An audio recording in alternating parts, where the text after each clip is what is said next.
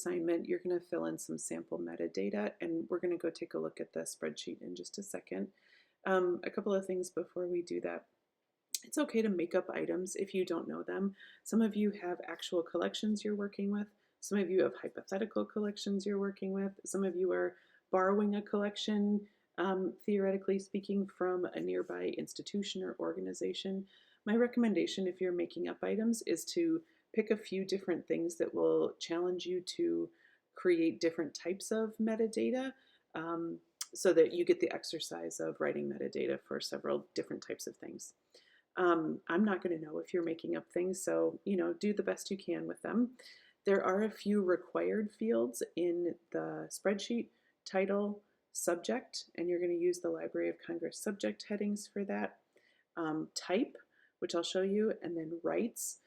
A rights statement, a standardized rights statement, is something that we didn't talk about a ton in the obtain permission section of the toolkit, but they're pretty standard, no pun intended, to figure out. So there's some examples in the spreadsheet, or you can go read through that section in the toolkit about standardized rights statements, and that will explain a little bit what they are.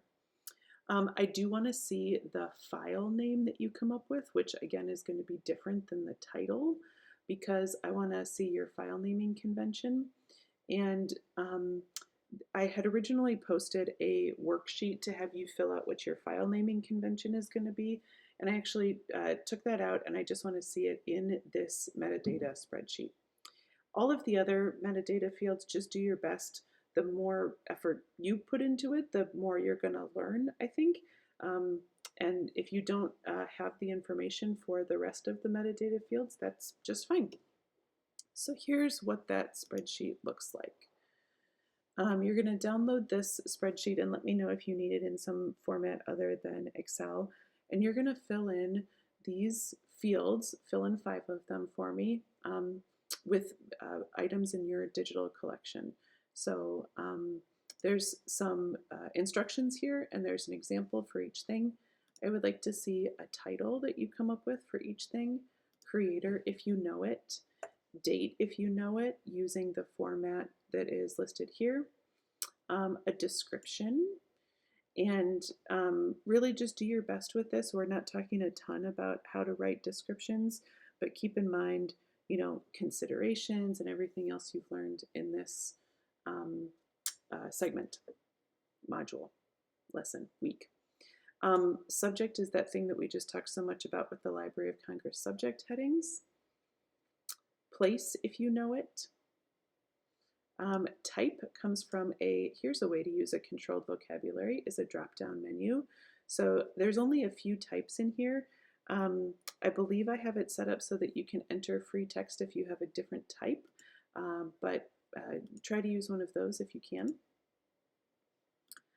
Format, again, this comes from a drop-down menu, or if you'd like to see the whole thing, there's a second tab here that gives you the format, type, and standardized rights statements list if you would like to see that.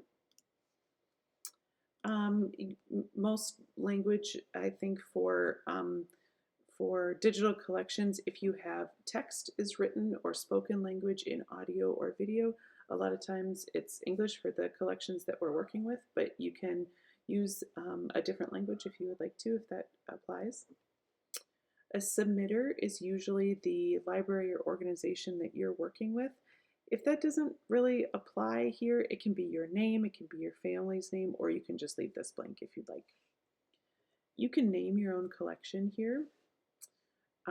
This is where the standardized rights statement goes, and this is really just a way to indicate what you know about the rights of the material in a way that has the same language as everybody else who's using standardized rights statements.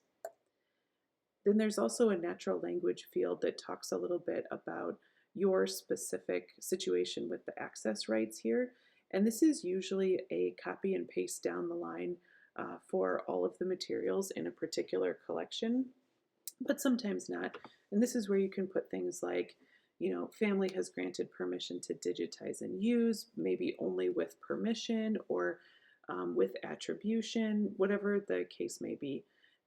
Feel free to just sort of take a guess at this, and I can give you some feedback on it. But this is where you'd put your organization specific material about access rights.